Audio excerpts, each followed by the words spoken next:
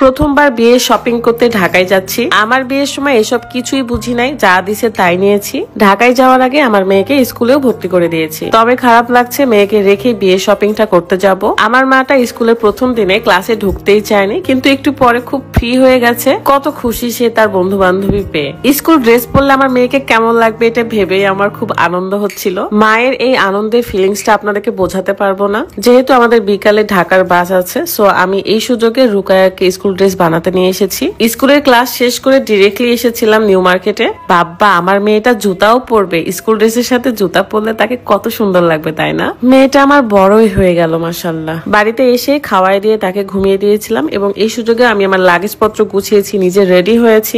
বিয়ে শপিং করতে যাব বলে কথা, একটু আনন্দ তো হবেই। আমার খুব পছন্দের একটা থ্রি পিস পরেছি আজকে। এত সুন্দর লাগছিল আমাকে পরে, আর এত কমফোর্টেবল। এত সুন্দর এই থ্রি পিসটা আপনারা পেয়ে যাচ্ছেন লায়ন 1000 ফেসবুক পেজ থেকে।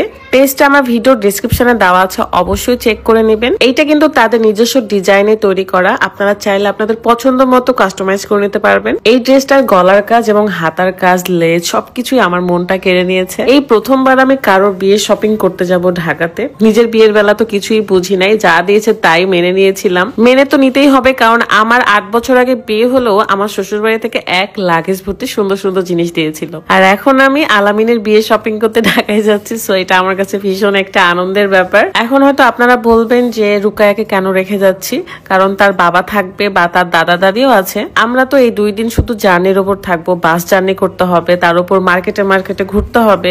ছোট একটা বাচ্চাকে নিয়ে গেলে ওর অনেক হ্যারাজ হয়ে যাবে, তার মধ্যে তার স্কুল আছে। তাকে ভালোবাসার মতো, টেক কেয়ার করার মতো তার বাবা দাদা দাদি সবাই থাকবে।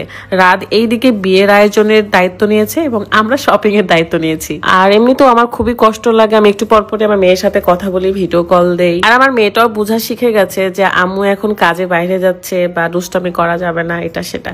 সে যথেষ্ট ম্যাচিউর একটা বাচ্চা। আলামিনের বিয়ের আনন্দের সুবাস কিন্তু অলরেডি ছড়িয়ে পড়েছে। আপনারা কে কে বেশি এক্সাইটেড আছেন বউকে দেখার জন্য? বউ যে কে সেটা দেখতে হলে অবশ্যই ওয়েট করতে হবে। আমরা প্রোগ্রাম 2টা বেশি পাচ্ছি, কারণ গ্রামেও প্রোগ্রাম হবে এবং শহরেও হবে। সো 2 প্রোগ্রাম মিলে অনেকগুলো আমরা আনন্দের একটা সুযোগ পাচ্ছি। আমরা টোটাল 5 জন যাচ্ছি, সো আমি আর বেশি দেরি না করে বের হয়ে যাবো এখনই। আসলে এত সুন্দর একটা ড্রেস পরেছি যে আমার এরকম ঢং করতে ভালো লাগতেছিল। লাগেজ নিয়ে বের হয়ে গেলাম। আমি এখন স্টেশনে যাব, কারণ সবাই স্টেশনে ওয়েট করছে। ঠান্ডা খুব একটা নেই, তারপরও আমি একটা জ্যাকেট নিয়েছি, যদি বাইরের চান্স বাসে কিংবা বের হওয়ার পর ঢাকায় ঠান্ডা লেগে যায় তখন কি করব। শীতের কাঁথা আর বর্ষার ছাতা, এই 2টা সাথেই রাখতে হয় সবসময়। যদিও বা এই ভুলগুলো আমি সবসময় করি, কাছে রাখি না। বিকাল 5টায় আমাদের বাস ছিল, সো এভাবে আমরা উঠে পড়েছি। দেখা হবে ঢাকায় গিয়ে শপিং মলে। এবার তো আলামিনের পকেট ফুটা হয়েছে, তার বিয়ে, তার তো আমাদেরকে শপিং করে দিতেই হবে। আমি কি ঠিক বলছি বলেন তো? দেখা হয়ে যাবে নেক্সট ভিডিওতে। ভালো থাকবেন, আল্লাহ হাফেজ, আসসালামু আলাইকুম।